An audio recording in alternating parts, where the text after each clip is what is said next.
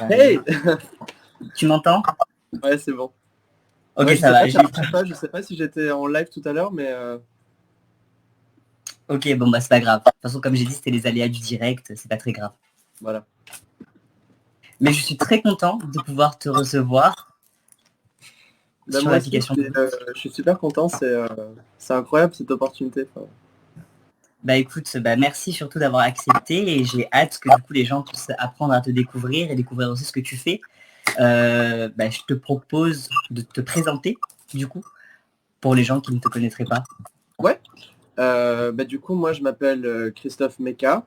Je viens du sud de la France, enfin, je suis originaire du sud de la France. J'ai fait une formation de coiffeur à la base. Et ensuite, je suis monté à Paris pour finir ma formation de coiffeur. Ensuite, j'ai fait une formation de perruquier à Lyon, à l'atelier Griffon, pour ceux qui connaissent. Et du coup, après, j'ai travaillé un petit peu en salon et ensuite, j'ai commencé à bosser dans le théâtre sur des grosses productions de comédie musicale, etc. Et ensuite, après ça, je me suis mis en indépendant et j'ai commencé ma micro-entreprise. Et depuis 2 ans, je suis en agence aujourd'hui et à l'habit agency. Et je fais des perruques à côté. Je suis surtout perruquier à côté et coiffeur studio, on va dire. Voilà, en gros. Ok, et tu fais en parallèle autre chose Ah oui, du oui, coup? oui, c'est vrai. Oui, je fais du drag. Bon, je ne suis pas une drag queen, mais je fais du drag. Je fais l'art du drag depuis à peu près 4 ans et demi, 4 ans et demi, 5 ans environ. Et bon, évidemment, mon personnage, il a beaucoup évolué, donc j'ai pas toujours ressemblé à ce que je ressemble aujourd'hui, mais voilà, ça fait partie de la vie, hein. On apprend à faire les choses, on évolue, le personnage, il évolue aussi. À la base, c'était un clown. Aujourd'hui, je sais pas trop comment je le définis, mais c'est une sorte de d'alien bizarre, clownesque. Bon, ça dépend des fois, je pense, hein. Donc, voilà.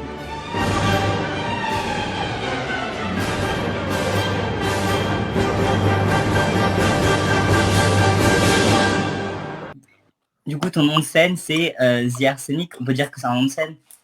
Oui, oui, bah en fait, The Arsenic, c'est pour Instagram. En soi, c'est Arsenic tout court. Et oui, c'est un nom de scène. C'est vrai que naturellement, quand je vais me présenter à quelqu'un, je vais dire Christophe, ou voilà. Mais c'est vrai que les gens, par rapport à mon personnage, en tout cas, ils connaissent surtout le nom Arsenic, quoi. Et du coup, tu te considères pas comme une drag queen, plutôt comme une créature? Ou le Ouais. terme est vraiment alien? Non, vraiment, vraiment comme une créature en vrai, parce que j'aime pas trop les dénominations en soi, surtout pour moi. C'est vrai qu'on m'a tellement genré féminin quand j'étais jeune, ça m'a un petit peu traumatisé. Et c'est vrai qu'aujourd'hui, on essaie du pronom il dans tous les cas. Pour moi, je me sens plus à l'aise. Et c'est pour ça que je considère mon personnage plus comme une créature parce que déjà il est non genré dans le sens où c'est pas une représentation féminine ou masculine, c'est plus quelque chose, une entité un petit peu étrange et, euh, et du coup voilà. Je sais pas si j'ai répondu à ta question. Non, non, si, tu as répondu. Je tiens à faire une petite précision. S'il y a des commentaires, tu vois, des commentaires ou des questions de personnes, n'hésite pas à y répondre, enfin, à dire le commentaire et à y répondre, parce que du coup, comme je Ah l'ai oui, expliqué, je vois pas. Du coup, ouais. au cas où, comme ça, les gens, voilà, ils se sentent pas, s'il y Non, en a. pour l'instant ça va. Ok. Ça Euh, et du coup, tu es dans une house. Enfin, déjà, est-ce que tu peux nous expliquer le concept des house et du coup nous dire si tu es dans une house ou pas? Une house, c'est, on va dire, un regroupement de drag, que ce soit drag queen, drag king, club kid, créature, peu importe, qui sont potentiellement amis, normalement, et en fait qui vont s'élever tous ensemble et faire un gros mouvement, une sorte de famille drag, en fait, qui va les pousser tous vers le haut et qui vont faire des projets ensemble. Moi, j'ai eu une house avant. J'étais dans une house de 4 personnes. Aujourd'hui, la house s'est arrêtée, en bon terme, bien sûr. mais on continue à se voir entre nous. Enfin, on est 3 à se voir encore. Et aujourd'hui, on se concentre plus sur nos projets personnels parce que c'est vrai qu'on, professionnellement parlant, en dehors du drag, on prenait vraiment des virages différents. Enfin, mis à part avec le ménestrel, qui s'appelle Corentin, on est dans la même agence, on bosse beaucoup ensemble sur des modèles, des influenceuses, des campagnes, etc. Mais du coup, Camille, ben, il y a Cam, du coup, à Drag Race qui a commencé, donc il devait vraiment se concentrer là-dessus, etc. Et moi, de mon côté, j'avais besoin de faire mes trucs de mon côté et pas être à chaque fois relié à des gens, c'est-à-dire dans le sens où quand on faisait quelque chose, on le faisait toujours tous ensemble. Et c'est vrai que des fois, c'était contraignant parce que les fois où les 4 ne pouvaient pas être présents, enfin, bah, ça perdait un peu du concept. Donc bon, bref, du coup, il n'y a plus cette histoire de house. On est chacun indépendant, mais on fait quand même des choses ensemble quand les occasions se présentent. Mais voilà, on a plus cette prise de tête, qu'on va dire, de la house, quoi. On l'entend beaucoup du coup pour ceux qui ont regardé Drag Race, de toute façon on en reparlera tout à l'heure. Mais du coup il y a aussi le concept, enfin le concept, je sais pas si on appelle ça un concept, mais le truc avec les familles, avec les drag mothers, Ouais. les sœurs drag, etc. Du coup les house, ça Alors, regroupe. une house n'est pas forcément composée de drag d'auteur et drag mother. C'est-à-dire que Ok, moi, par exemple, ma house était juste composée de 4 personnes, amies de base, et on voulait simplement faire une house qui nous ressemblait et quelque chose qui nous appartenait à tous les 4. ok. Et il y avait vraiment 4 looks super différents dans notre house. Il y avait plus l'alien Corentin, le ménestrel. Il y avait plus Cam, qui était plus la princesse kawaii, mode, etc. Et il y avait Dolly Page, qui était plus showgirl, burlesque, etc. Et puis moi, qui était un peu le bizarre, le clown, l'étrange, on va dire. Mais du coup, oui, il peut y avoir des drag family où en gros, il y a la drag mother et les drag daughters. Donc en gros, où la personne qui se considère comme drag mother prend sous son aile des jeunes drags, drag king, drag queen, peu importe, et va l'aider en fait à développer son art dans le drag et lui donner des skills pour le maquillage, pour les perruques, pour les vêtements, etc.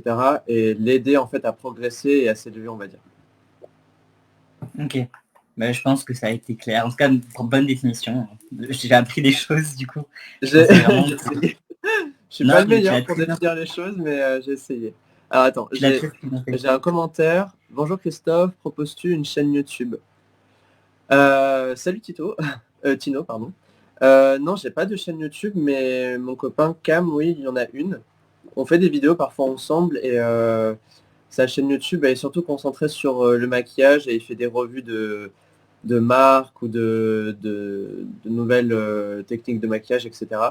Et si jamais ça t'intéresse, tu peux toujours aller voir. Il a publié des vidéos pour tous ses looks Drag Race et les développements des looks avec les shootings, etc. Donc c'est super intéressant, si jamais t'es intéressé. Bah, tu me le donneras et je le mettrai aussi du coup sur la vidéo quand elle sera en Ouais, replay. Comme ça, les gens pourront aussi aller la voir, ouais, aller voir ta chaîne. ça marche. Quels sont, par rapport à ce que tu fais en tant que créature et même dans le monde drag, quels sont les clichés que tu as le plus observés ou des stéréotypes que les gens se font de ce milieu-là? Bah, honnêtement, je sais pas trop. Moi, c'est vrai que quand je suis arrivé à Paris il y a 10 ans, je connaissais pas du tout ce monde-là. Et je me souviens que la première drague, mais justement, c'était pas une drague, c'était plus une créature. Mais la première drague créature que j'ai vue, c'est cette femme qui était plus qu'une femme, comme une déesse. Je l'ai vue un matin, à mon avis, ça devait être un retour de soirée, mais moi, du coup, je commençais tôt le matin, sur le boulevard Sébastopol, et je la vois descendre avec son manteau de fourrure, ses talons fétiches du taxi. euh, et du coup, j'ai appris des années plus tard qui c'était, parce que du coup, c'est devenu une personne proche de mon entourage. Et c'était Lola Van Dragonès, qui, euh, qui est styliste de profession à la base, qui a été amie de Thierry Mugler, etc. Et c'est la première personnalité drag que j'ai vue de ma vie, mais que je n'ai pas abordée bien sûr, mais c'était juste fascinant à voir. Et c'est vrai que je pense que les gens, l'a priori qu'ils ont quand ils entendent le mot drague, c'est tout de suite un petit peu, je pense, pour ceux qui ne connaissent pas, c'est la cage aux folles. La cage aux folles ou cette espèce de caricature de la femme haut en couleur, qui crie partout avec des énormes perruques, des choses comme ça. Alors qu'en réalité, c'est pas forcément ça. Ça peut l'être, mais c'est pas que ça. Donc ouais, c'est vrai que les gens, ils ont une image assez arrêtée d'un seul type de drague, alors en vérité, il y a beaucoup de sortes de drague différentes. Donc c'est ça Et je qui est pense aussi qu'il intéressant. faut faire aussi une distinction entre drag queen et travesti. Les gens pensent beaucoup que le travestissement, c'est du drag, alors que pas du Non, tout. non, pas du tout. C'est vrai qu'il y a beaucoup de choses qui sont différentes et les gens confondent beaucoup. Et il y a certaines choses qu'il ne faut pas confondre. Le travestissement, c'est plus euh, un homme qui va s'habiller comme une célébrité ou qui va faire une interprétation en fait d'une image, d'une personnalité. Une drag queen crée elle-même son personnage. Donc là est toute la différence. C'est-à-dire que c'est pas une personnalité connue comme Céline Dion ou Maria Carey qu'une drag queen va faire. C'est son propre personnage avec son propre pseudo et ses propres références. Mais je pense que là, les gens sauront la distinction et j'espère que du coup, les mentalités pourront s'ouvrir. Mais j'en doute absolument pas. J'espère. C'est vrai que c'est bien de le répéter tout le temps. On a tendance à radoter, mais c'est important de le faire parce que il y a des gens qui n'ont pas la vue sur ça et qui doivent savoir la distinction, quoi. Parce qu'il y a encore des gens qui confondent, même dans la communauté LGBT. Donc c'est vrai que c'est important de le dire à chaque fois, quoi. Et il faut aussi préciser quelque chose, c'est que le drag n'est pas réservé qu'aux personnes LGBTQIA+. Il y a aussi des Ah personnes mais non. hétéros qui peuvent faire du drag. Ah oui, Et ça, c'est un des des hommes clichés aussi, je pense. hétéros, des femmes hétéros, n'importe qui peut faire du drag en réalité. Je vois pas pourquoi le drag serait réservé pour un type de personne. C'est ouvert à tous. N'importe qui peut en faire. Et on a eu des exemples, notamment dans RuPaul Drag Race. Et Dieu merci, enfin, ils acceptent dans les candidats des gens comme ça. Il y a déjà eu un homme hétéro, des hommes transgenres, des femmes transgenres et des femmes cisgenres. Et je trouve ça génial, quoi. Ça montre que du coup, ce n'est pas réservé uniquement pour un seul type de personnes et c'est très bien, quoi.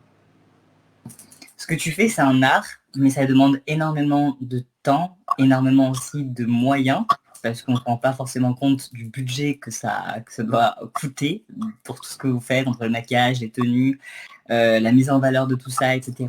Comment est-ce que toi, du coup, tu as, un métier, c'est ça à côté? Parce que ça va être galère sinon pour s'en sortir. Bah, je suis coiffeur perruquier, c'est-à-dire que c'est mon travail à plein temps. Et aussi, je suis professeur à l'ITM, une école de maquillage de Paris, où je donne des cours de maquillage. Oh, je n'ai plus de batterie. Alors attendez, je vais chercher juste un chargeur. J'arrive tout de suite. Ça va, ça va. Mais du coup, Mais oui, non.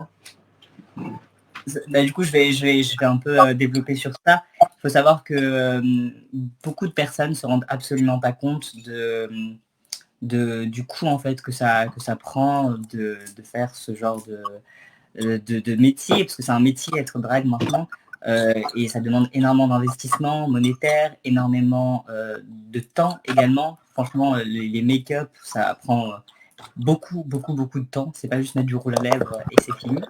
Oui, Il y a une oui, vraie création derrière. oui, bah en fait, du coup, comme je disais, donc moi, je suis coiffeur perruquier de base et je donne des cours de make-up aussi en école.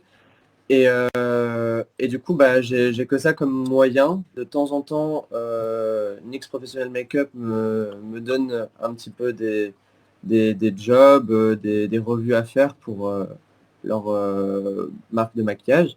Donc c'est super, ça m'aide un petit peu à arrondir les fins de mois, etc. Et c'est vrai que ça coûte énormément d'argent. C'est vrai que moi, je ne me permets pas de faire des tenues sur mesure tous les mois. Je n'ai pas du tout les moyens. J'ai déjà la chance de pouvoir faire mes propres perruques parce que c'est mon travail. Mais pour les tenues, c'est vrai que la plupart du temps, j'utilise des vêtements que je pourrais potentiellement mettre en mec tous les jours. Et je les assemble de telle sorte à ce que ça soit un peu plus extravagant que tous les jours, quoi. Mais ce qui va finir le look, vraiment, c'est le make-up et les cheveux, quoi. Mais Cam, lui, a plus tendance à créer des vêtements plus réguliers parce que lui, du coup, bah, maintenant, c'est vraiment son job à plein temps avec Drag Race, etc. Et il est constamment obligé de renouveler ses looks et sa garde-robe, etc. Donc, c'est vrai qu'on n'est pas encore au même level. Bientôt, bientôt. Mais tu nous as expliqué aussi, du coup, que moi, ça m'intéresse, que tu étais dans le monde du spectacle avant. Du coup, tu t'occupais de comédie musicale, tu t'occupais de faire les looks, enfin, tu t'occupais des perruques. Ouais. Tu t'occupais de quoi dans ce milieu-là? Bah, du coup, j'étais avec une équipe de perruquiers dans un atelier et on travaillait uniquement avec les comédies musicales ou tout ce qui va toucher à l'art du spectacle. Et j'ai commencé par faire Hit Parade. Je ne sais pas si vous vous souvenez de cette comédie musicale où il y avait Dalida, Claude François, en mode hologramme, tout ça. C'était à l'époque où il y a eu beaucoup de comédies musicales que j'ai fait ça, donc c'était assez chouette. Celui qu'on va plus retenir, c'est Priscilla Folle du désert que j'ai fait. Donc on a fait la créa de perruque d'environ, je sais pas, 300 et quelques perruques peut-être. Donc pour les comédiens, Oui. parce qu'il y a eu beaucoup de changements tout au long du spectacle. Et donc on a fait la création des perruques et moi la journée je devais les recoiffer, les réarranger avant le spectacle tous les soirs. Ensuite on a fait le rouge et le noir, la famille Adams, les jumeaux vénitiens, les franglais, Jésus, on va pas en parler. Enfin voilà, tout ce style de comédie musicale qu'il y a eu vraiment pendant un gros moment à ce moment-là. C'était il y a à peu près 4 ans, je pense. Et c'était Et très chouette parce que je sortais vraiment de salon et du coup j'ai vraiment découvert le spectacle direct, intense, plongé dedans. C'était super. c'est un monde qui est très attire. Genre, tu aurais envie de repartir dedans, si tu as des offres ou Euh, autres. oui, mais en tant qu'indépendant, pas en bossant pour quelqu'un exclusivement. Là, c'est vrai que j'étais sous contrat en CDD pour une entreprise qui faisait que ça, donc c'était un atelier. Mais si je devais le faire aujourd'hui, ça serait en tant que moi et pour bosser avec des équipes, mais pas pour bosser à temps plein, quoi, parce que j'ai mon agence à côté et parce que j'ai mon business aussi à côté, quoi. Donc Ouais. je veux pas être dépendant de quelqu'un, quoi. Je veux plus. Ah, mais tu as bien raison. Du coup, on a pu voir que le drag s'est démocratisé avec Drag Race. Ça a pris du temps aussi pour que ça vienne en France, mais c'est venu Ouais. enfin. Quel est ton ressenti par rapport à ça? Euh, Alors, je pense que j'ai deux avis. Je trouve ça super que Drag Race soit arrivé en France parce que bah, il manquait plus que la France et la France c'était vraiment attendu au tournant et je pense qu'on avait vraiment des choses à montrer et tout le monde était très excité par ça et attendait vraiment ça avec impatience, toutes les baby drag et les drags qui font ça depuis très longtemps. Donc moi je trouve ça génial et je suis content qu'il l'ait fait et c'est grâce à Raphaël qui s'est longtemps battu pendant environ 5 ans pour produire l'émission et c'est lui notamment qui a écrit le spectacle de Jean-Paul Gaultier, Freak Show, entre autres Ok. plein de choses. Et du coup, bah, il s'est battu donc, pour faire cette émission et il a réussi. Et franchement, chapeau à lui parce que c'était pas facile. Et France Télé, merci à eux parce qu'ils ont pu diffuser ça à la télé. Et ça a pu notamment beaucoup plus ouvrir la voie à d'autres gens qui ne connaissaient pas et leur montrer que le drag, ce n'était pas forcément ce qu'ils pensaient de base, quoi, leur a priori, comme je disais tout à l'heure. Et c'est quoi après que tu me disais? Et du Ah coup, oui, bah, ah ton oui, deuxième, parce que tu avais... l'autre point. Voilà, l'autre point, le point plus négatif, hein, si on peut dire ça, c'est que je considère qu'aujourd'hui, personnellement, hein, moi je le ressens comme ça, c'est que je le sens profondément que dans quelques années, si on ne fait pas Drag Race, en tout cas en France, dans notre pays, on ne sera pas considéré en fait. C'est-à-dire que on va surtout voir la drague qui va faire l'émission et toutes les autres vont être un peu dans l'ombre en fait et je trouve ça un peu dommage. Même s'ils vont faire des efforts, les Queens de Drag Race, pour les inclure au maximum, elles vont être un peu effacées par rapport à cette nouvelle communauté en fait très américanisée. Et voilà, je trouve que il y a cette balance un peu des points positifs et des points un peu plus négatifs où celles qui vont beaucoup travailler et qui ne vont pas faire l'émission vont être moins en lumière que celles qui peut-être auront commencé plus tard et auront été projetées sous le feu des projecteurs en un éclair, alors qu'il y en a qui bossent depuis des années pour faire valoir leur art. Et bon, on va dire que c'est pour moi le petit bémol, mais c'est comme ça. Et du coup, tu l'as vu la version française? Du coup, je Ah oui, enfin, bah je pense. évidemment, j'ai travaillé dessus. Il y avait même quelques perruques à moi qui étaient exposées dans le workroom, donc c'était vraiment un honneur et un plaisir. Oui, j'ai regardé l'émission surtout et parce que je voulais voir ce que ça allait donner, parce que je connaissais toutes les personnes qui étaient dedans. Et j'étais ravi de voir Nikki dans le jury parce qu'elle était extraordinaire. On va pas se mentir, clairement, elle a tout défoncé. Et surtout parce qu'il y avait simplement mon copain, tu vois. Il y avait mon copain qui faisait l'émission et je lui ai fait toutes ses perruques pour l'émission. Donc évidemment, c'était un plaisir pour moi de faire ça. Et je pense que tu as aussi du coup, enfin je sais pas si tu as un peu suivi en parallèle ce qui est sorti des réseaux sociaux par rapport à cette émission. Bon, il y a eu une grande ferveur et beaucoup de personnes ont apprécié. Est-ce que tu trouves qu'il y a des choses qu'il faudrait améliorer en termes de par rapport à l'émission?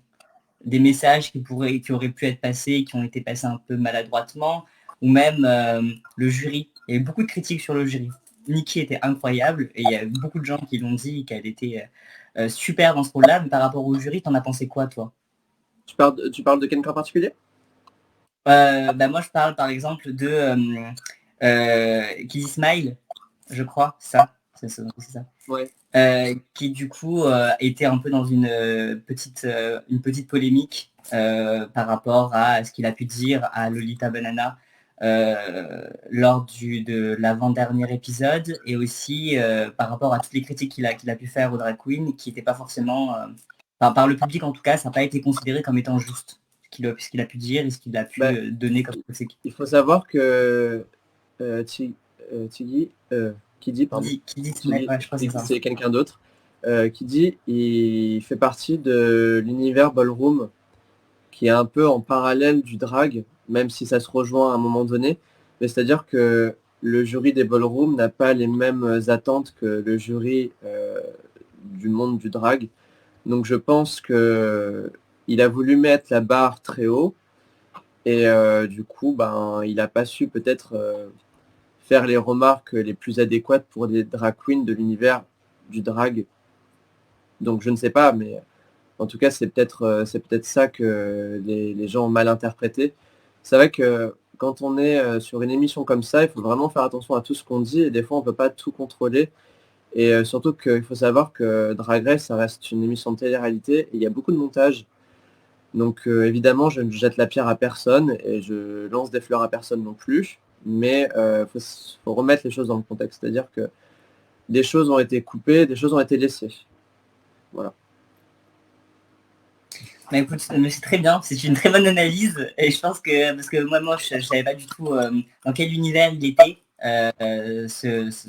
Kid Ismail du coup et maintenant je sais que c'est un univers qui est parallèle parce que du coup beaucoup de personnes n'ont pas compris forcément la légitimité qu'il avait à être dans le jury en fait. C'est surtout ça qui a été reproché et il était très dur dans pas mal des remarques qu'il a pu faire au drag et c'est pour Mhm. ça aussi qu'il a été un peu dans la tourmente sur les réseaux sociaux. Et comme on sait, Twitter et les autres réseaux sociaux ne sont pas forcément les plus gentils. Bah moi, tout simplement, je ne suis pas sur Twitter parce que on va peut-être me détester de dire ça, mais je considère que Twitter, c'est beaucoup de haine qu'on met dessus et c'est beaucoup de jugements, que ce soit positif ou négatif, mais j'ai l'impression qu'il y a beaucoup de négatifs sur Twitter et j'ai pas trop envie de faire partie de ce genre de communauté. En fait, je respecte complètement, mais c'est vrai que moi, je préfère être éloigné de ça. Déjà que les réseaux sociaux, c'est pas ma génération de base. Moi, j'étais plus Facebook à la base parce que ben, je suis pas aussi jeune que la nouvelle génération, donc j'ai pas les mêmes références. Et c'est vrai que Twitter, je trouve que ça peut être... les réseaux sociaux, en règle générale, peuvent être dangereux, en fait. Ça peut conduire des gens à faire des dépressions, etc., selon comment ils perçoivent, en fait, les critiques par rapport aux autres. Et il faut faire attention parce qu'en fait, c'est plus facile d'écrire des critiques et de faire des remarques à quelqu'un sur un clavier d'ordinateur que de lui dire en vrai. je pense que c'est beaucoup plus simple d'être méchant en fait sur les réseaux. Donc je suis pas Ah, mais sûr que je te rejoins tout à fait, j'ai pas Twitter, et c'est un réseau social qui est trop méchant. C'est même pas du shade, c'est vraiment méchant. Mais bon, Ouais, les gens c'est un réseau social qui n'a pas de filtre. Du coup, les gens pensent qu'ils peuvent tout se permettre et dire tout ce qu'ils pensent, sans pour autant se rendre compte qu'ils peuvent blesser derrière. ouais, c'est ça. Donc je partage ton avis.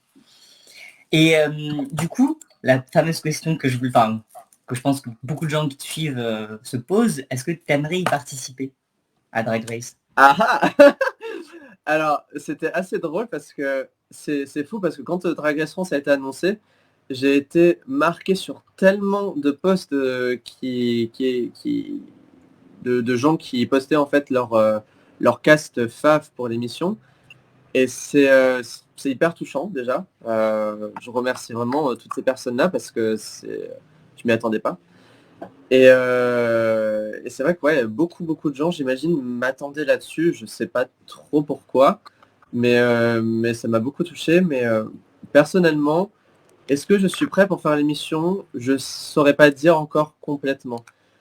Parce que, bah, comme je disais tout à l'heure, c'est une émission de télé-réalité. Et est-ce que je suis du genre hyper safe devant la caméra? Je suis pas sûr.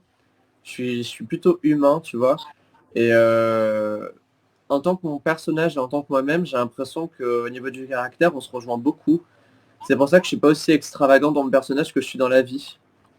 Je suis pareil, tu vois, si je suis en soirée en tant que moi-même, je vais avoir le même comportement que si je suis en soirée en tant qu'Arsène, tu vois. Et Ok. c'est vrai que dans ce genre d'émission, il faut jouer presque un personnage en fait pour vraiment attirer les spectateurs. Et je vais voir. En tout cas, je suis pas prêt pour le moment. Déjà parce qu'il faut financièrement beaucoup d'argent pour pouvoir réunir une certaine somme pour pouvoir faire des costumes convenables. Et moi, personnellement, si je fais Drag Race, je veux des costumes qui soient à un certain niveau, tu vois. Je veux pas avoir... Parce que j'estime que j'apporte une image sur les réseaux qui sont assez travaillés, tu vois. Et je veux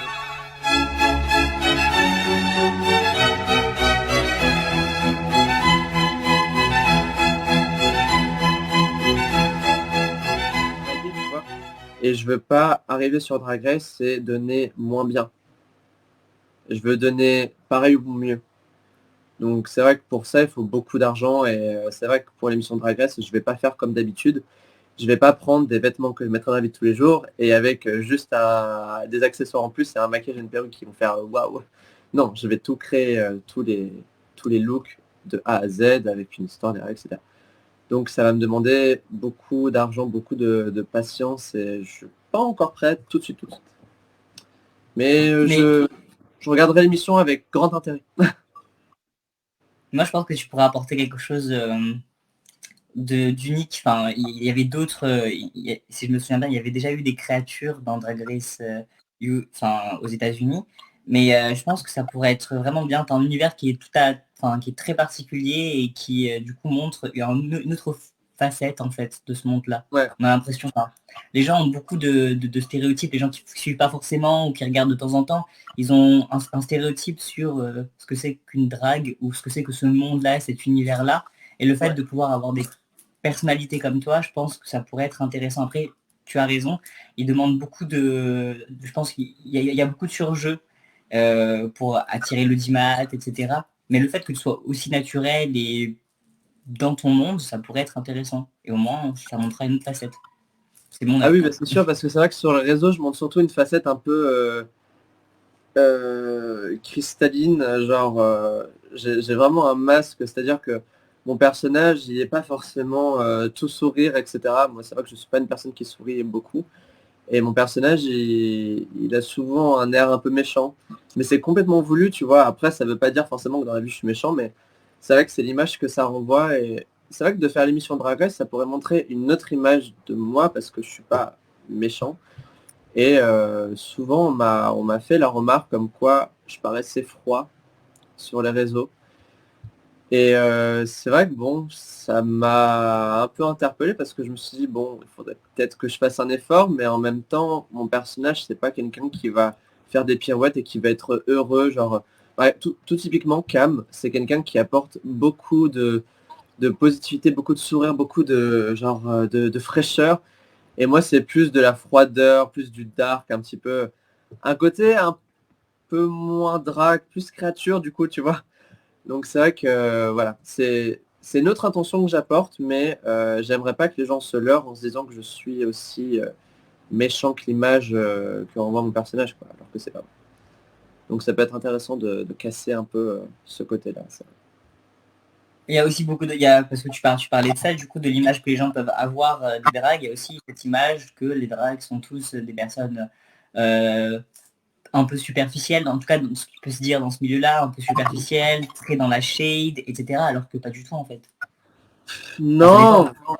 Non, ça dépend, tu vois. Ça dépend en fait le type de drag que tu es, c'est-à-dire que tu peux être shade, mais sans être méchant. Après, il y en a qui le sont un peu plus que d'autres, je dirais, mais ça va partir d'un personnage, je pense qu'il faut pas tout prendre à cœur. Moi, ça m'arrive des fois de prendre les choses trop à cœur, et c'est vrai qu'avec du recul, bah, il faut pas parce que c'est pas forcément méchant, mais c'est vrai que voilà, je pense que dans le drag, il faut surtout voir les choses au second degré parce que le shade fait partie de l'art du drag, tout simplement. C'est-à-dire que bon, on n'est pas, on n'est pas tous comme moi. Moi, je suis pas quelqu'un de super shady, tu vois. C'est vrai que de ce côté-là, j'aurais un peu plus de mal à me lâcher et à faire des blagues rasoirs. J'aurais un peu plus de mal. Donc, bon, à voir. Bah écoute, en tout cas, j'espère pouvoir t'y voir un jour. Tu prendras le temps qu'il te faudra, mais je pense que tu as toutes tes chances et je pense que beaucoup de gens en pensent comme moi. Mais bon, C'est tu y gentil. réfléchiras. Oui, bah Beaucoup oui, de oui. personnes. Bah, Et du j'ai coup, pour réfléchi, rebondir, tu vois, mais c'est vrai que j'ai pas envie que ça détruise ma carrière à côté. C'est ça aussi qui bah me oui, fait un peu peur, tu vois, c'est que faire du drag, c'est très prenant. C'est-à-dire que, par exemple, Nicky Doll, tu vois, à la base, Carl était maquilleur professionnel, et maintenant, c'est uniquement une drague. Et c'est-à-dire que moi, je veux pas non plus... Enfin, j'ai peur de virer complètement le monde de la perruque de ma vie et de garder uniquement le côté drague et créature, le monde du drag, et m'enfermer là-dedans et ne plus pouvoir en sortir. Et je veux quand même en fait qu'on me voie comme un perruquier, tu vois, et comme un artiste de ce côté-là, un artiste de cheveux, et pas uniquement comme une créature de RuPaul Drag Race. Donc voilà, si je devais le faire, j'apporterais vraiment quelque chose de nouveau et pas forcément quelque chose dans les dictates, quoi. Je voudrais vraiment sortir un peu des barrières. bah, tu as tout à fait raison et j'ai réfléchi-y, mais je pense vraiment que tu pourrais... Et après, déjà, c'est une occasion aussi, du coup, de faire voir ton travail à beaucoup plus de monde et Ouais, développer ton entreprise encore plus, tu vois. alléluia. Non, c'est vrai. Mais après, tu sais, je pense que si je fais Drag Race et qu'après je suis accaparé à droite et à gauche, tu vois, comme les autres qui le font, est-ce que j'aurai le temps de faire des perruques pour des gens, sachant que pour faire une perruque, je mets vraiment plusieurs jours. C'est ça le truc. Parce que si Ouais, je dois me concentrer sur mon personnage, est-ce que j'aurai le temps de faire des wigs pour des personnages autres, tu vois? ouais, ok. C'est vrai que vu cet aspect-là, oui, parce qu'en fait, on se rend compte de ce que tu, enfin, du temps que ça prend aussi ton Ouais. travail et ton art, parce que c'est un autre type d'art. Mais ouais, si ça prend plusieurs jours, effectivement, Bah, on s'en rend pas c'est-à-dire compte en fait. que quand je vois Cam, tu vois, typiquement, on vit ensemble et quand je lui fais des perruques et lui, quand il fait du drag, lui, pour le coup, ça lui prend genre tout son temps. Tout son temps et plus encore, tu vois. Et moi, quand je fais des perruques, ça me prend aussi pas mal de temps, malgré tout. Et c'est vrai que si je dois allier les deux, est-ce que j'arriverai à allier mon travail et le côté du drag? Je sais pas encore, tu vois. Donc peut-être qu'il va falloir que je fasse un choix où si je dois faire Drag Race, je me concentrerai sur Drag Race pendant un temps et ensuite je reviendrai un peu à la perruque. Enfin, une balance, tu Mais vois, un au pire, équilibre. être dans le jury, je suis sûr que tu seras un jury incroyable. Parce que du coup, tu as un regard dessus, tu es un professionnel dans ce que tu fais. Ça pourrait être intéressant. d'avoir pourrais une pas être dans le créature. Il jury. n'y a pas de jury dans le créature. Enfin, j'avais vu de créatures dans le jury Drag Race. Ouais, mais je pourrais pas être dans le jury. Bah déjà simplement parce que je ne suis pas la première créature en France et parce que ça serait très mal interprété, parce que je pense que je suis pas plus légitime que certains et des gens le prendraient très mal parce que mon copain a fait l'émission, parce que j'ai fait des perruques pour des drag queens de RuPaul, aucune idée. Mais je pense que les gens ne me considéraient pas comme quelqu'un de légitime à être dans le jury, et ce que je comprends complètement parce que j'ai pas assez de background pour ça. Et j'ai peut-être pas assez fait de choses que Nikki, que Kiddy, que Daphné et tout ça. Donc moi c'est vrai que je pense que je serais plus enclin à participer à l'émission qu'être en tant que jury. Même si je pourrais avoir un regard complètement fair play. Mais c'est vrai qu'en tant que jury, est-ce que j'aurais vraiment ma place? Est-ce que je le mériterais vraiment? Tu vois, c'est ça le truc. C'est que je ne vais pas prendre la place de quelqu'un, dans tous les cas. Ouais. Non, je comprends. Je comprends. Et pour revenir du coup vite fait encore une fois à Drag Race, il y a beaucoup de personnes qui se lancent en fait après avoir vu Drag Race USA. Je pense qu'il y aura encore énormément de personnes qui vont vouloir se lancer après avoir vu Drag Race France. Du coup, on les appelle Ouais. les baby drag. Quel conseil tu donnerais à une personne qui est là, qui nous regarde et qui du coup hésitait à se lancer? C'est quoi le conseil que tu pourrais lui donner? Déjà, il faut se lancer parce que déjà, entre y penser et le faire, il y a quand même un pas à faire parce que pas tout le monde ose franchir le cap. Et donc, moi, je donnerais comme conseil déjà de te prendre par la main et d'avoir confiance en toi pour commencer. Et même si tu commences avec des petits looks qui sont pas élaborés, si tu commences sans perruque, sans accessoires de fou, c'est pas grave. On a tous commencé quelque part avec des accessoires AliExpress, même encore aujourd'hui.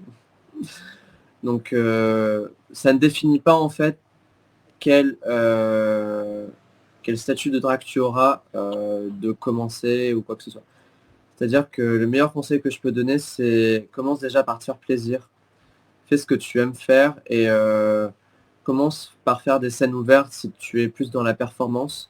Et tu vas pouvoir développer ton art et le fait de te faire remarquer par un public, ça va te donner plus confiance en toi encore et te permettre de faire encore plus et de donner encore plus et de développer un peu plus ton personnage, parce que c'est vrai qu'au début, quand on commence, le personnage il est un petit peu, il sort de l'œuvre, donc il n'est pas encore hyper élaboré, on ne sait pas trop où on va. Pour trouver un mug qui correspond à notre trait de visage, c'est toujours compliqué parce que souvent quand on commence à faire du maquillage, on va prendre comme référence certaines personnes et du coup on n'aura pas encore notre propre identité drag. On va surtout prendre des éléments d'autres gens et les mettre sur soi. Et à force, on se rend compte qu'en fait, on enlève des éléments des gens pour apporter ses propres éléments et pour créer un personnage très personnalisé en fait. Voilà. Ouais, du coup, c'est vraiment prendre le temps en fait de se construire et d'oser. Ouais, D'oser le c'est faire, de ça. franchir le Et pas. de se lancer, de pas avoir peur de se lancer, parce que c'est vrai que on est déjà dans une société qui nous restreint énormément. Et justement, l'art du drag, moi, ça m'a permis de vraiment développer quelque chose que j'avais enfui au fond de moi et qui était prisonnier en fait à cause de la société. Et le drag m'a vraiment permis d'exploiter quelque chose qui a toujours été en moi en fait. Et mon personnage, même s'il n'avait pas de nom à l'époque, il a toujours été là. Et aujourd'hui, je peux vraiment développer ça et voilà, lui donner une apparence physique, quoi. Donc c'est important parce que ça permet à des gens de se sentir mieux dans leur peau et de, de régler des problèmes, quoi. Simplement, c'est-à-dire que ça peut sauver des gens.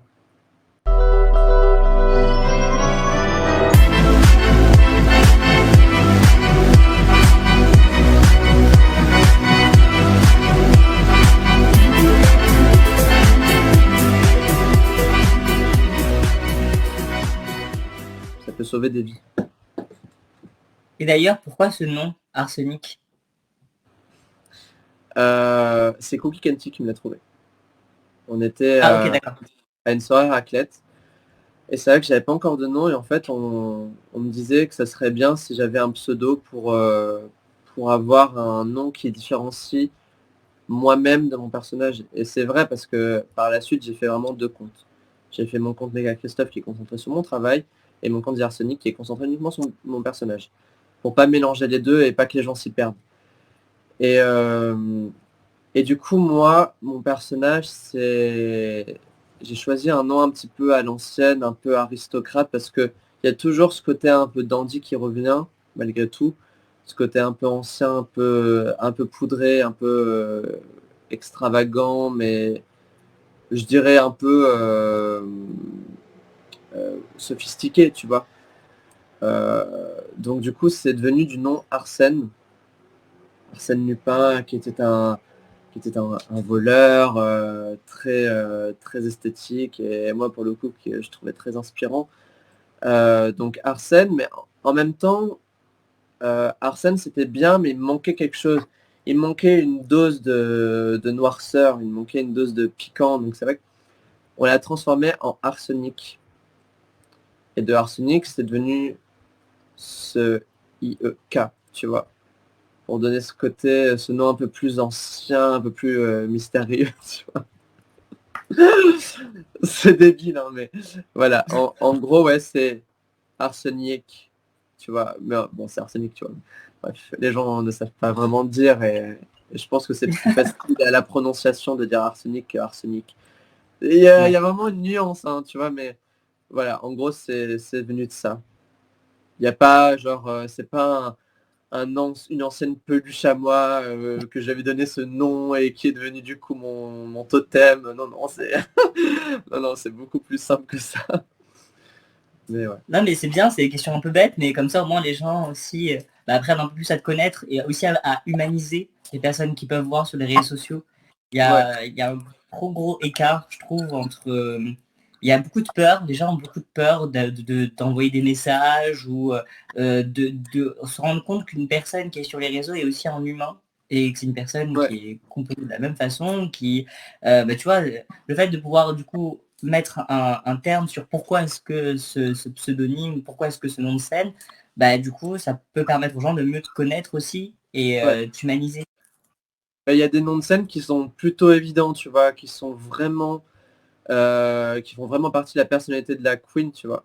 Mais moi, c'est vrai que Arsenic, bon, mis à part que c'est un poison, pourquoi ça me représenterait plus, tu vois, il n'y a pas de raison particulière, c'est juste que ça, c'est juste un nom qui s'est développé et qui est devenu Arsenic avec une base de Arsène, un prénom un peu aristocrate, etc. Et ce poison, l'arsenic, du coup, et j'en ai fait un mix des deux, et du coup, ça a donné ça, tu vois. Et c'est bon, voilà. Après, je Ah, pense moi que pour j'adore trouver un nom, l'explication. c'est... Bah écoute, je suis content que ça te plaise. Et c'est vrai que pour trouver un nom, des fois, c'est pas simple. Je pense qu'il faut pas trop se prendre la tête en vérité. Il faut que ça soit plutôt quelque chose qui te vient spontanément et assez vite. Pas trop que tu te poses des questions, pourquoi, comment, machin, genre. Non, prends une référence que t'aimes bien, quelque chose qui te ressemble, et voilà, tout simplement, hein. Des fois, ça peut être plus facile pour certains que pour d'autres, mais écoute. Cam, tu vois, Cam, c'était son pseudo déjà avant, quand il avait sa chaîne YouTube, c'était Cam Yog. Yog, c'est un de ses deuxièmes prénoms. Et Cam, c'est juste son surnom parce qu'il s'appelle Camille. Donc au lieu que ça soit C-A-M-I-2-L-E, c'est K-M. Voilà. Et finalement, bah, il s'est pas pris la tête, il a juste reporté son pseudo YouTube et Instagram à son personnage tout simplement. Et voilà, c'est juste que maintenant on le connaît sous le nom de Cam Young et ça a toujours été ainsi. Donc tu vois, des fois il faut pas chercher plus loin en fait, hein. Oui, c'est vrai. C'est vrai. Et là, c'est une question que je pose souvent à beaucoup d'artistes lorsque je les reçois dans les lives, c'est as-tu des inspirations, des personnes qui t'inspirent et qui t'ont aidé en fait dans le développement de la personne que tu es?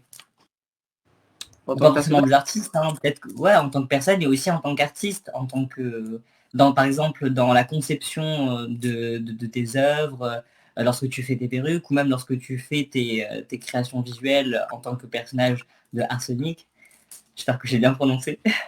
Euh, Est-ce que du coup il y a des personnes, des personnalités qui t'ont inspiré? Je donne souvent cette référence-là, mais c'est vrai que j'ai beaucoup aimé le personnage d'Elisabeth Ier. Pour moi, ça reste une icône, ça le sera tout, pour toujours. Tu vois, ses cheveux, ces espèces de pièces montées, ces marteaux autour de la tête et ce maquillage clownesque, ça me fascinait.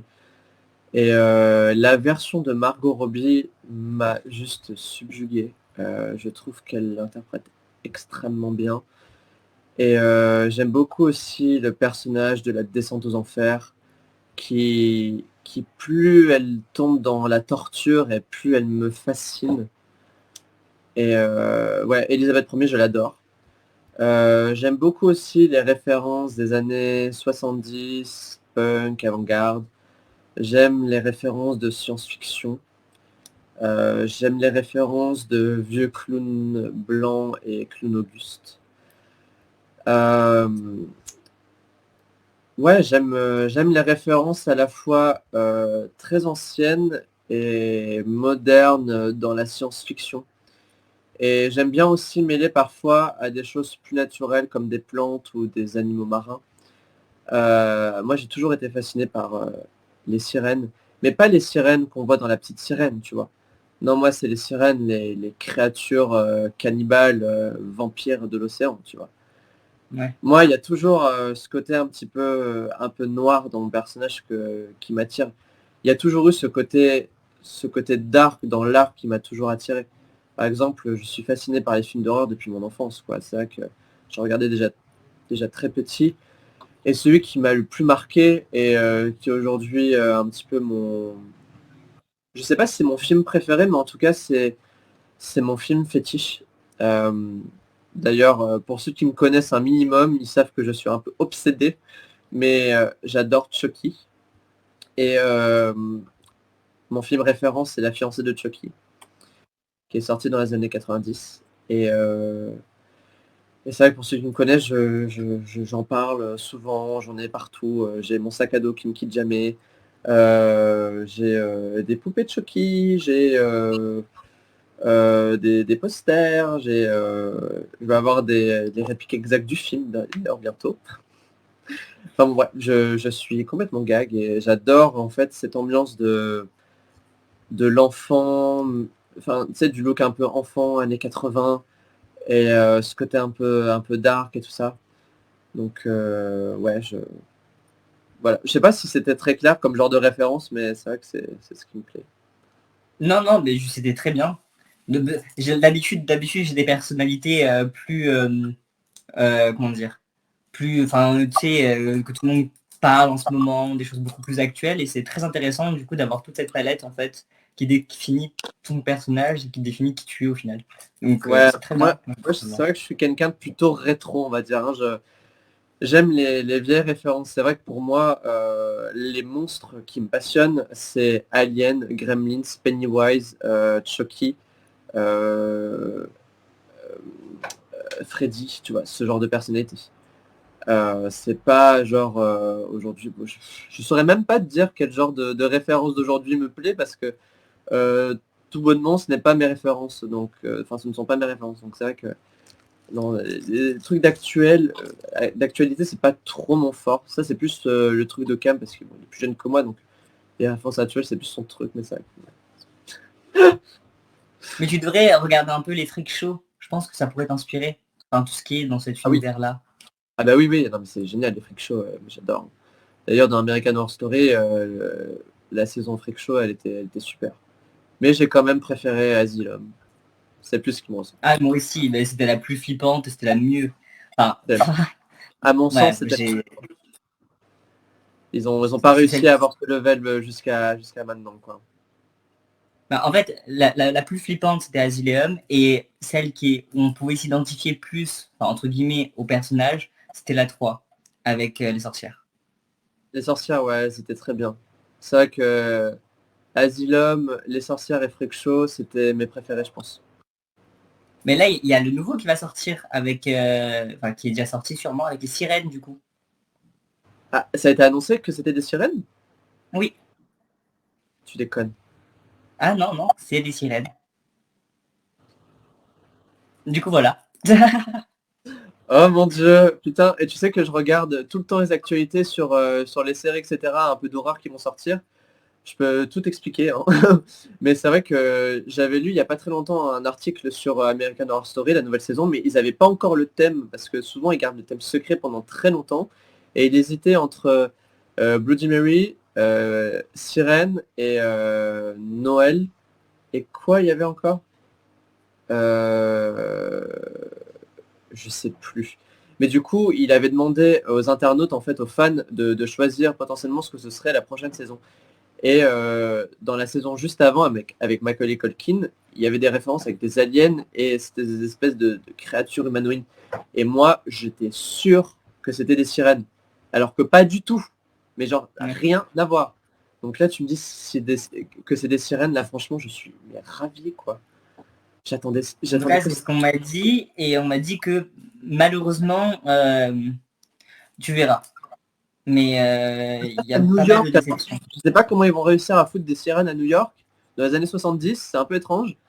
Parce que ça, je le sais dur pour... Enfin, sûr, ça se passe dans les alentours de New York dans les années 70. Donc je sais pas vraiment comment ils vont amener le thème sirène, mais écoute, j'ai hâte de voir. On verra. De toute façon, moi, je suis un très grand fan de ce qu'il fait, et même si toutes les saisons ne se valent pas, on verra bien. On est d'accord. Mais pour revenir du coup à toi, parce qu'American Horror Story c'est très bien, mais je pense que c'est plus intéressant quand même de savoir ce que toi tu comptes faire plus tard. Enfin, tu nous as expliqué, mais quelle serait ta consécration en fait en tant qu'artiste? Si là actuellement j'étais une bonne fée, que je te pouvais te réaliser un de tes vœux, c'est quoi? J'aimerais que mon travail soit connu et reconnu. Bon, j'imagine ça c'est pour tout le monde, c'est basique, mais c'est vrai que moi ça me tient vraiment à cœur parce que je me donne vraiment à fond sur mes créations de perruques et j'aimerais qu'elles soient reconnues par des artistes qui me fascinent et des grands artistes qui puissent ensuite le montrer à d'autres gens qui sont pas forcément connus de ma communauté. Et, euh, et tu vois, gagner mieux ma vie grâce à ça. Le fait de travailler sur des artistes connus te permet une sécurité. C'est vrai que ça, c'est vraiment quelque chose d'important dans la vie, la sécurité et la garantie. Donc j'aimerais travailler pour des grands artistes et faire des structures capillaires avec eux. Et travailler dans le cinéma, ça m'a toujours fasciné. Bon, je pense que tu as compris que le cinéma, j'étais un peu gag, hein. Mais j'aimerais bien faire de grosses productions américaines. Et dans l'idéal, mon goal absolu, ce serait d'être le directeur artistique des cheveux pour des grosses productions dans le monde. Ça, du coup, Écoute, c'est hors le drag, tu vois. Tu vois, c'est ça ouais. que je te dis, c'est que si je fais du drag, est-ce que je vais pas perdre ce côté-là? Ou peut-être qu'au contraire, ça va m'ouvrir des portes. J'ai aucune idée. Mais c'est Mais ça, moi je pense qu'il faut réussir à... Déjà, il faut croire en ses rêves et faire ce qu'on a envie de faire surtout. ouais, c'est clair. Et je suis sûr que tu peux faire les deux. Après, oui, en termes de temps, on n'a qu'une seule vie, il faut aussi Il se faudrait que reposer je me des fois. dédouble. Faudrait que je me dédouble. Mais, Ouais. oui, voilà.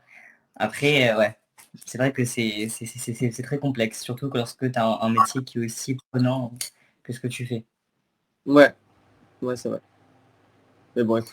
Bah, écoute, j'ai été super content de pouvoir te recevoir dans ce petit live. Sache que du coup, si un jour tu veux revenir, tu es le bienvenu, concrètement. J'étais content de pouvoir te découvrir une autre facette que ce qu'on peut voir sur les réseaux sociaux. Et j'espère Ouais. que les gens pourront le voir. Et je t'invite du coup à donner tes réseaux sociaux. Ah oui, alors, donc mon compte professionnel c'est Christophe underscore, non, tiré du bas c'est underscore, c'est ça? Je crois. Ok. Bon Je, alors, je peux... on va le faire simple. Christophe, tiré du bas, Meka. Meka, E2CA. Et mon compte personnage c'est The Arsenic. Thearseniek. Voilà. Bah, écoute, de toute façon, ce sera mis sur la vidéo pour que les gens puissent te suivre. Et j'espère qu'ils iront nombreux parce que concrètement, ce que tu fais est incroyable. Merci. Et au moins, ça donne aussi une certaine force, une certaine visibilité à ton travail, parce qu'il ne faut pas l'oublier maintenant, tout se passe un peu sur les réseaux sociaux. Et les réseaux sociaux, c'est un gros vecteur pour mettre en lumière des personnalités et des talents. Aujourd'hui, je dirais même que c'est assez primordial parce que sans ça, on n'existe pas vraiment en vrai. Hein. C'est-à-dire que tout le monde maintenant se réfère uniquement à ça et c'est le nouveau curriculum vitae, tu vois. Donc c'est vrai que c'est hyper important, quoi. Et plus la communauté est grande et plus notre travail est vu et plus on a des possibilités de développer encore plus notre art, quoi. Donc c'est vrai que tout se rejoint, quoi. C'est ça. Et tu as entre guillemets plus de légitimité. Moi, je sais que dans mes agences, maintenant, la première chose qu'ils te demandent, même quand tu fais des plateaux télé, c'est pas comment tu t'appelles ou est-ce que tu vas bien, c'est combien d'abonnés tu as sur les réseaux. Ah là là, ça m'attriste quand même. Ouais. Ça m'attriste parce que ça reflète pas forcément de la personne qu'on est. Pas du tout. Et c'est pour ça que je te dis, des fois, il y a des gens qui sont propulsés dans la lumière alors que je dis pas qu'ils le méritent pas, tu vois. Mais il y a des gens qui sont propulsés dans la lumière quand ils commencent quelque chose, parce qu'ils ont fait le buzz sur quelque chose. Et il y a des gens qui bossent depuis des années très très dur et qui vont toujours rester dans l'ombre parce qu'il n'y a pas ce déclic ou cet algorithme qui fait qu'ils ne sont pas visibles autant que certains. Et c'est vrai que je trouve pas que le nombre d'abonnés légitimise plus certaines personnes. Enfin, les gens plutôt que d'autres, parce qu'il y a des bons artistes partout, même avec très peu d'abonnés. Ça veut rien dire. Et je tiens vraiment à le dire parce que c'est vrai que c'est important de le savoir. Les queens de Drag Race, toutes les queens de Drag Race, avant de faire Drag Race, elles avaient un nombre d'abonnés normal. C'est Drag Race qui les a propulsées dans les étoiles. Les gens, ils se rendent pas compte. Hein. Mais c'est la visibilité qui a fait ça. Hein. C'est pas le talent, forcément. Le talent, il joue, évidemment. Mais je veux dire, il y a des gens qui ont tout autant de talent, qui n'ont pas autant de lumière et du coup, pas autant d'abonnés, quoi. Et surtout, ce qu'il faut se rappeler, je pense que moi, dans le monde de l'influence, du coup, dans le monde des créateurs de contenu, parce que c'est de là où je viens, entre guillemets, je me suis rendu compte aussi que c'est un monde qui est très très éphémère. En fait, tu peux très bien être propulsé du jour au lendemain sur le devant de la scène et retomber dans l'oubli. C'est pour ça que lorsque vous faites ce genre de métier, lorsque vous faites ce genre d'art, il faut toujours avoir quelque chose de safe à côté. Donc, je t'encourage de ouf à faire Drag Race, hein, mais en même temps, je sens beaucoup de sagesse dans ce que tu dis et aussi le côté un peu sécure qui est ce que tu fais et ton métier en fait. Parce qu'il ne faut pas oublier que le monde des réseaux sociaux et le monde du showbiz, entre guillemets, c'est quelque chose qui est très très éphémère. Voilà. Ouais, exactement. Ça peut arriver en quelques jours et ça peut repartir tout aussi vite si on fait quelque chose de pas bien. Sur les réseaux sociaux, si on fait un pas de travers, comme tu as dit par rapport à Twitter, on se fait dégommer et on se fait blackout complètement. Et si on ne fait pas assez de contenu, etc., on tombe dans l'oubli. Et si on fait quelque chose d'extraordinaire, on monte, mais ça dure jamais très longtemps. Donc il faut continuer à faire des trucs constamment pour pouvoir constamment rester à un certain niveau. Donc c'est vrai que c'est beaucoup de travail et beaucoup plus que ce que certaines personnes pensent, quoi. C'est ça. Mais en tout cas, merci beaucoup d'avoir été dans ce live-là. Et je donne mes réseaux pour ceux qui ne me connaissent pas. C'est Yana, YANA, tiré du pas encore, partout, Twitter, Instagram, TikTok, etc. Et ben, merci beaucoup. Oui, voilà. Bye. Merci beaucoup. Au revoir tout le monde.